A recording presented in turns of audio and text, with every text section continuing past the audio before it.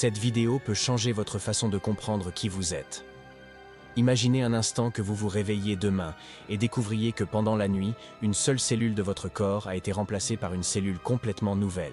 Seriez-vous encore vous? Vous diriez probablement que oui, n'est-ce pas? Mais si c'était 1000 cellules, et si c'était 1 million? Et si au cours de quelques années, chaque cellule de votre corps était progressivement remplacée par de nouvelles cellules? À quel moment exact cesseriez-vous d'être vous-même? Cette question apparemment simple va vous emmener dans un voyage fascinant qui unit la philosophie antique aux découvertes scientifiques qui vont vous époustoufler. Un voyage qui remet en question tout ce que vous pensez savoir sur l'identité, sur le changement et sur l'extraordinaire potentiel de transformation qui existe en vous à cet instant précis. La réponse pourrait complètement changer votre façon de voir vos propres possibilités de transformation, et attendez de découvrir ce que la science a révélé sur qui vous êtes vraiment. Il y a plus de 2000 ans, les anciens Grecs ont créé une histoire qui trouve aujourd'hui sa validation dans les découvertes les plus révolutionnaires des neurosciences, de la biologie moléculaire et de la physique quantique. C'est l'histoire d'un navire qui porte en lui l'une des plus grandes énigmes de l'humanité, une énigme que vous vivez en ce moment même. Avez-vous déjà eu cette sensation étrange en regardant vos anciennes photos, comme si vous regardiez une personne complètement différente? Ou ce moment où vous vous demandez « Comment pouvais-je penser de cette façon il y a quelques années ?» Il existe une raison scientifique précise à ces sensations, et les données sont absolument surprenantes. Mais avant de révéler pourquoi vous n'êtes pas la même personne qu'il y a quelques années, laissez-moi vous raconter l'histoire qui a tout changé et qui connecte la philosophie millénaire aux découvertes les plus avancées de la science moderne. Thésée était un héros grec qui possédait un navire magnifique, construit avec 30 planches de bois résistants qui l'accompagna dans des aventures épiques à travers les mers. Comme toute embarcation exposée aux éléments marins, le navire commença à montrer des signes inévitables d'usure.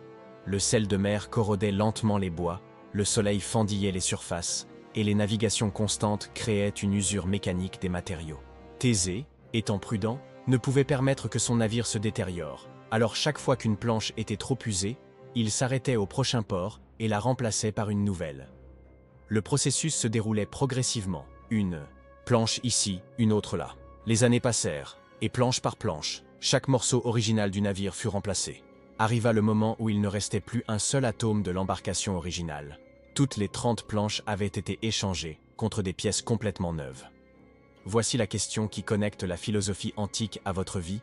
Était-ce encore le navire de Thésée? L'histoire devient encore plus intrigante quand nous imaginons que quelqu'un avait collecté toutes ces vieilles planches que Thésée avait jetées dans les ports et reconstruit un navire en utilisant exclusivement les pièces originales. Maintenant, il existe 2 navires, un avec des pièces complètement neuves, mais qui a maintenu sa continuité, et un autre fait entièrement avec les pièces originales, mais reconstruit de zéro. Lequel des deux serait le véritable navire? De Thésée? Et voici la partie qui va faire exploser votre esprit. Vous vivez cette même situation en ce moment précis. Votre corps est, littéralement, un navire de Thésée biologique. Préparez-vous à ces données impressionnantes qui vont transformer votre compréhension de vous-même. À chaque seconde qui passe dans votre corps en ce moment, environ 25 millions de vos cellules meurent et sont remplacées par de nouvelles. Pensez à l'ampleur de ce nombre. Pendant que vous écoutez ces mots, des millions de cellules anciennes sont éliminées et des millions de nouvelles cellules naissent. Vos cellules de peau se renouvellent complètement tous les 14 à 21 jours, ce qui signifie que la peau que vous touchez maintenant n'existait pas il y a 3 semaines. Le revêtement de votre estomac est remplacé tous les 3 à 5 jours. Vos globules rouges durent environ 120 jours.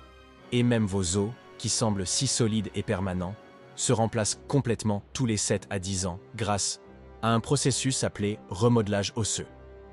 Des études révolutionnaires, avec des marqueurs isotopiques spéciaux, ont révélé qu'en environ 7 ans, 98% des cellules de votre corps auront été remplacées par des cellules complètement nouvelles. Cela signifie que vous êtes, de façon littérale et mesurable, une personne complètement nouvelle du point de vue cellulaire.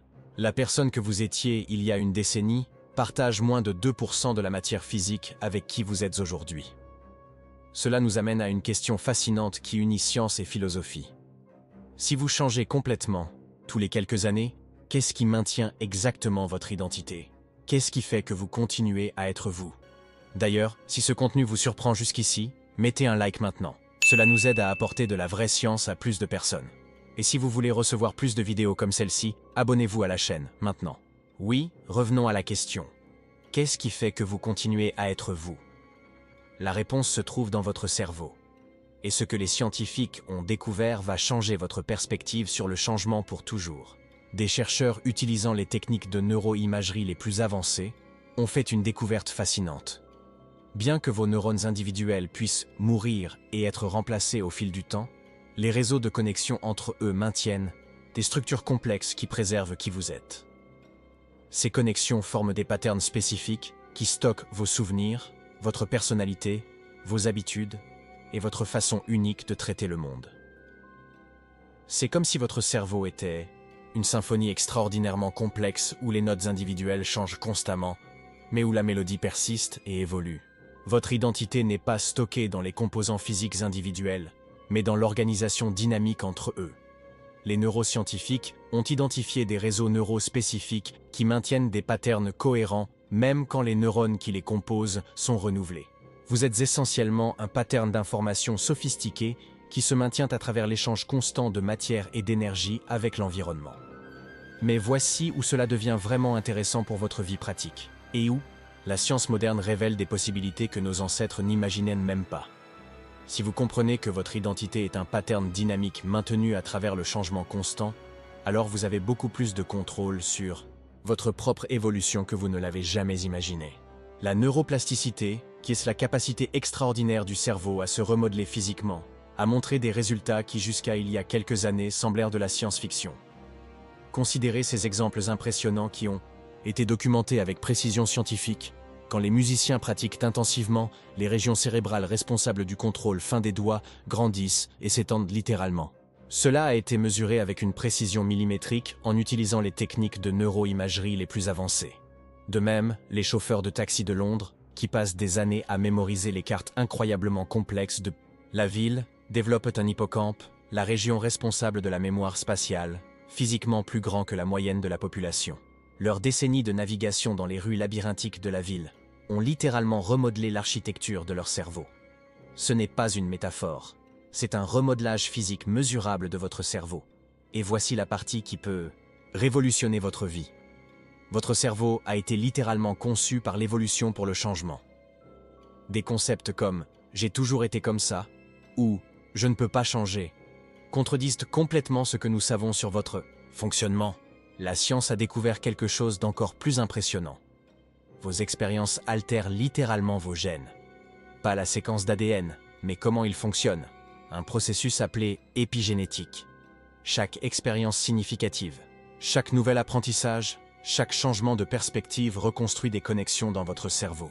Vous n'êtes pas seulement déterminé par la génétique que vous avez héritée. Vous réécrivez constamment les instructions qui définissent votre fonctionnement. Des études avec des jumeaux identiques ont montré que, même en partageant 100% de l'ADN, ils deviennent des personnes très différentes basées sur leurs expériences. L'environnement sculpte littéralement différentes versions de la même base génétique. Cela signifie que vous avez un pouvoir que vous n'avez peut-être jamais perçu. Vous êtes simultanément le scientifique et l'expérience de votre propre vie. Chaque jour, vous vous réveillez avec l'opportunité d'appliquer de petites expériences dans la construction de votre navire personnel. Des pratiques intentionnelles peuvent littéralement remodeler votre cerveau. La méditation augmente la densité des zones responsables de la régulation émotionnelle. L'exercice physique génère de nouveaux neurones à tout âge et apprendre de nouvelles compétences élargit des régions cérébrales spécifiques. La question n'est pas de savoir si vous allez changer, c'est inévitable. La question est comment vous pouvez diriger ce changement de façon intentionnelle. Et voici la perspective qui intègre tout. Le navire de Thésée a continué à naviguer pendant tout le processus de rénovation. Il n'est pas resté immobile au port en essayant de résoudre des questions philosophiques. Il a continué à remplir sa fonction, testant constamment sa capacité, s'adaptant à de nouveaux défis. C'est peut-être la leçon la plus puissante.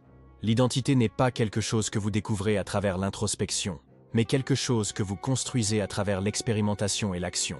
Pensez-y, si pratiquement toutes vos cellules vont être remplacées dans les prochaines années de toute façon, si votre cerveau remodèle constamment ses circuits, si vos expériences modifient comment vos gènes fonctionnent, pourquoi ne pas utiliser ces processus naturels de façon stratégique?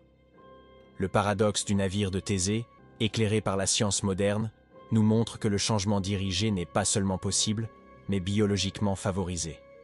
Vous ne luttez pas contre votre nature quand vous décidez de grandir et de vous transformer, vous collaborez avec des milliards d'années d'évolution.